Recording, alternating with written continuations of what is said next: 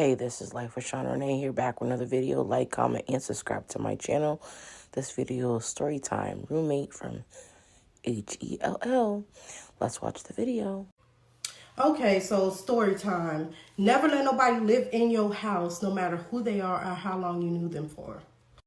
So I had this friend that was going through hard times, and she was living with this guy that she knew from work. Now, mind you, this has been an on and off friend for many years. Like, I met her working at a call center and whatever, and we was cool. We was locked in. It was a group of me, her and two other girls that we used to go out, hang out on lunch breaks and all of that. So years later, she told me she was in this situation with this guy that she had to live with, and she didn't really know him. She worked with him. She was homeless at the time, and he had a 1-bedroom, so he allowed her to stay there. And they're sleeping in the same room and all of that stuff. And the next thing you know, he wanted to try to get some kitty cat. So she was put in a position, and she's like, I'm not giving up none, whatever. He told me I just had a place to stay and whatever like that. Friend, help me. So I'm like, girl, like, what you gonna do? So she's like, I'm still staying here. I need somewhere to stay. He's not going to put me out. So she called me back on the phone. Police is at the house. They done got into a whole fight. This nigga put hands on her, ripped like a braid out of her head and everything. And she called me crying, saying that the police said she could stay the night, but by tomorrow she had to go. Being a good friend. And I'm like, oh, friend, yeah, come to me. Like, you could come stay with me. I got me a whole 2-bedroom. You know, it's just me and my child. You can come live with me until you get back on your feet. And she had work from home too, so she could have just set up her computer, helped me out. We talked, and I'm like, you know, since I'm a single mom and all that stuff, you know, it would be great to get that support. So we was gonna split the rent, and she was gonna pay the internet bill so she could work from home. So that was our agreement. And she drove 9 hours just to get all the way over to me the same day so she could sleep over. You know, that's how bad she really needed something. So y'all, the next day, she was like, I need to go house shopping. So I said, okay. So I went ahead and took her to Walmart so we could go house shopping.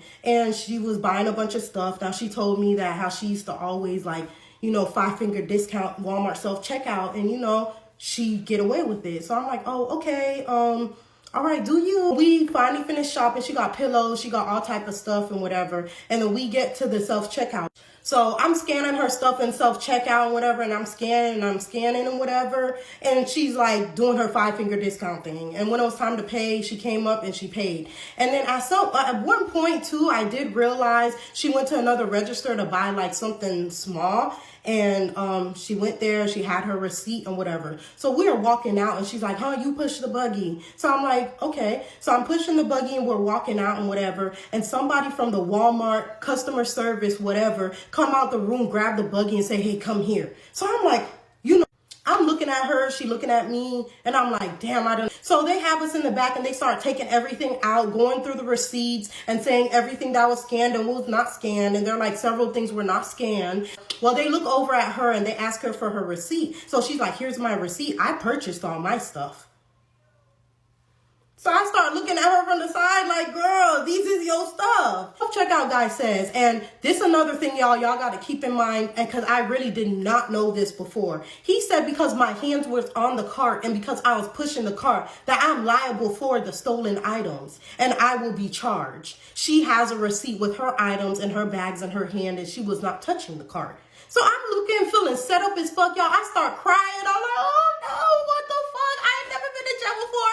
My first time going to jail is gonna be for some fucking self-checkout stealing, like, and it ain't even mine.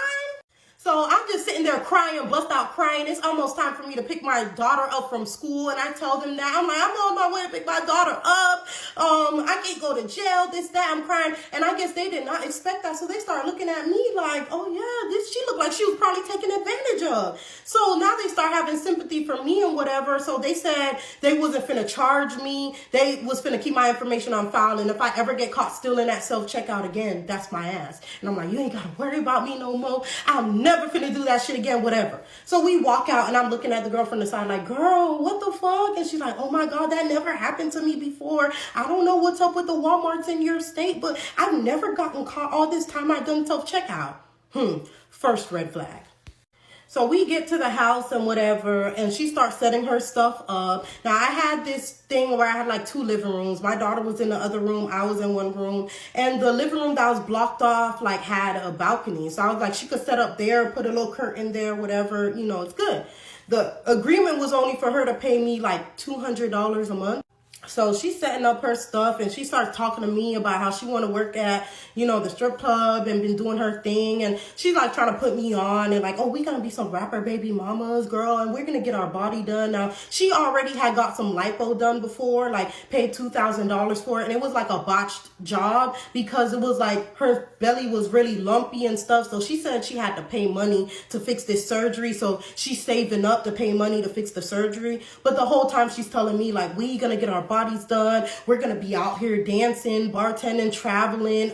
We're gonna be rappers, baby mamas. But I'm like, girl, I have a whole child. That's not my inspiration. Like, I can't be out here doing that shit. Like, no, you know, you do you. You know, I'm gonna respect your hustle and whatever, but don't try to push me in the shit. But she was so adamant on, we have to do this shit together.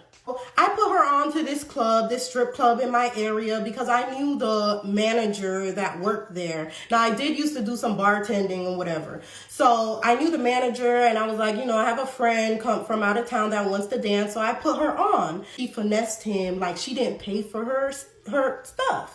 And I'm like, girl, why you didn't pay that man? Why you didn't pay him? Oh, he gonna get the money when I tell him he gonna get it. So I'm like, you can't be dirty in my face because I'm putting you on to these people so you can cop, but you sitting here trying to play and not give them their money. Second red flag. Now the guy coming at me and being like, hey, I don't know what kind of friends you have or whatever, but that girl, I don't get the good vibes from. Like, it seemed like she's on that finessing ass shit. Like, she trying to finesse me. And I'm like, oh, no. So I had family coming over to visit. It was my sister, my cousins, and all of that. So they came to visit me, and, you know, she was already in the house. And they did not like the vibes. Like, they was not fucking with her. They were like, you know, they were getting fake energy. What do I have this girl in my house for and whatever? And y'all, I'm sitting here being a good friend. I'm standing 10 toes down for her. And I'm like, y'all, don't come at me. I've been knowing her for a while. Like, you know, y'all don't do that. My sister was like, checking that hoe for something, and I was just like not having it because I felt like she was a guest in my home. So I was like, girl, yeah, you don't have to be like that, this and that. Like, me and my sister was going back and forth and everything. Like, that's how much a good friend I was being to. Now, when we was in the house, we had to split household responsibilities, and like she did cleaning on days, I did cooking, vice versa. We would clean up together and whatever. Now, it was one bathroom, so it was a shared bathroom, and she used to be one of those types like try to be bougie, like, oh, when you get out of the shower, make sure you open the shower curtain up. That way it dries off, because if you don't, it's gonna get mold, and you keep doing that. So I can't continue to take a bath here if you're gonna have the tub dirty and moldy. Girl, one thing I never been was a dirty ass bitch. So it's like, don't try it. But still, I respected what she said, and we did the shower curtain the way she wanted to. And then she started asking me questions like, hey, what do you use to take a bath? What do you use for lotion? What do you use for your hair? So I start showing her these things. And she also asked like, how do I freshen up and all of that stuff, which I thought was weird. She was like, oh, I see a cup over here by the tub. How do you freshen up? So anyone that knows of a Haitian culture, I'm Haitian, I'm Caribbean. We have this thing called a toilet, and it's like a freshen up. You sit on the toilet, you freshen yourself up. And what I would compare it to like a bidet. So I told her and explained the process to her, even though I'm like, you know, it's my business. I don't know why you want to know, but I told her about that. Y'all, it really get crazy when it was time to pay the rent, and she did not have her part of the rent. I'm watching her work every day from home here, and she didn't have the little $200.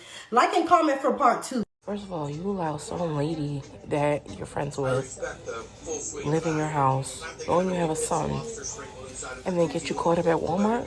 Like, really? What are we doing out here? And then she has this crazy plan to be a stripper, and like, come on, she's not all there. Something is wrong. Now, what do y'all think about this video? You know what to do. Comment below. More videos on the way. This is Life with Shauna Renee, and I'm out. Bye.